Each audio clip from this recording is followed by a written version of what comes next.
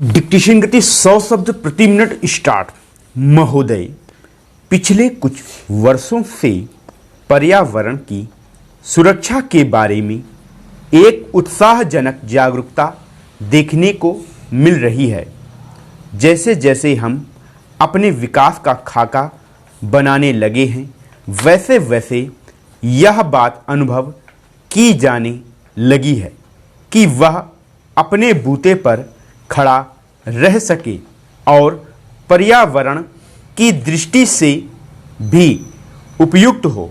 अपने देश की जनता के प्रति हमारा यह दायित्व है कि हम अपनी प्राकृतिक संपदा की रक्षा करें अपने प्रयासों द्वारा, और यदि आवश्यक हो तो विदेशी टेक्नोलॉजियों का उपयोग करके हमें पर्यावरण के विनाश की समस्याओं को हल करने की चेष्टा करनी चाहिए। असल में तो मैं यहाँ बताना चाहूँगा कि भारत इस दिशा में पीछे नहीं है, क्योंकि उन्होंने अब तक जिन टेक्नोलॉजियों का प्रयोग किया है वे विनाशकारी रहीं और उन्हें तुरंत छोड़ देने की आवश्यकता है। वे भी नई टेक्नोलॉजियों की खोज कर रहे हैं, इसलिए हम उनसे बहुत पीछे नहीं हैं। कमोबेश हम उनके साथ साथ ही हैं।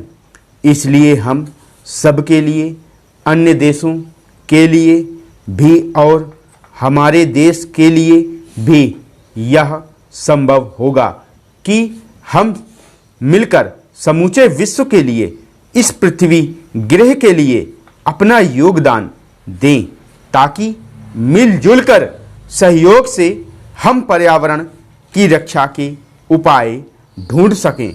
ब्राज़ील में 2 वर्ष पहले हुए विश्व पर्यावरण शिखर सम्मेलन में जिस कार्यसूची 21 को हमने स्वीकार किया था, वह इस बात का अच्छा उदाहरण है और मुझे विश्वास है कि इस कार्यसूची के अनुसार काम किया जा रहा है।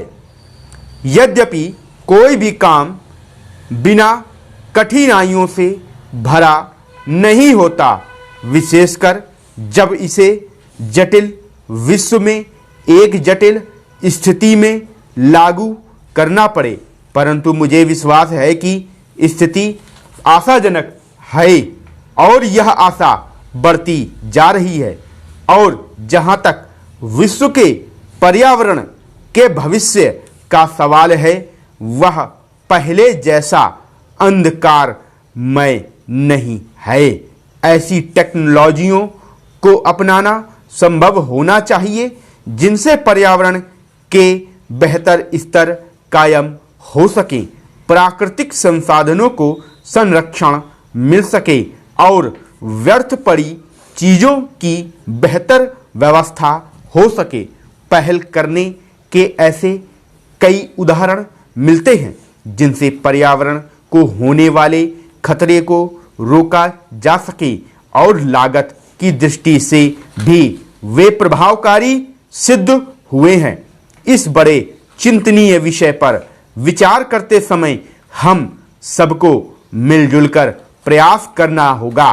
हमारी सांस्कृतिक परंपरा विशेष रूप से प्रकृति और पर्यावरण के प्रति मैत्रीपूर्ण रही है, इसलिए हम अपने देसी ढंग से भी इस दिशा में बहुत कुछ कर सकते हैं। मैं जानता हूँ कि सुधारों का यह मार्ग फूलों की सेज नहीं है, विशेषकर इतने बड़े आकार के एक लोकतंत्री देश में। जिस देश ने भी इस दिशा में चेष्टा की है, यह उनके लिए बड़ा दुष्कर कार्य सिद्ध हुआ है। मुझे इसके बारे में कोई भ्रम नहीं है और राजनीतिक दृष्टि से भी इस मार्ग का चुनाव करना एक कठिन कार्य था। स्टॉप।